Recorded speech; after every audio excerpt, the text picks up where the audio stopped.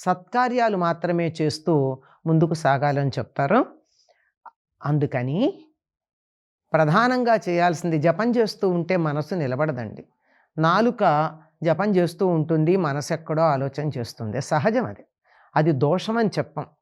అది కానీ జపం చేస్తూ ఉన్నప్పుడు ఆ మాట మీద, దానికున్న అర్థం మీద మనసు నిలిచేటటువంటి ఏకాగ్రత ఉందంటే వాళ్ళు ధన్యులు. ఒకవేళ ఆ విధంగా లేదు అని అన్నప్పుడు కుదరదు, చాలామంది కుదరదు. కనుక ఏం చేయొచ్చు? భజన కార్యక్రమాల్లో పాల్గొనొచ్చు. ఎందుకంటే శారీరక మానసికమైనటువంటి పాల్గొనడం ఉంటుంది అందులో. ఇది కాక ప్రధానంగా చెప్పింది ఏమిటంటే సద్గ్రంథ పఠన. సద్గ్రంథాలలో కూడా ప్రధానమైనటువంటిది భాగవత గ్రంథాన్ని తప్పనిసరిగా చదవాలి. ఈ నెలలో తప్పనిసరిగా చేయవలసింది భాగవత గ్రంథ పారాయణం.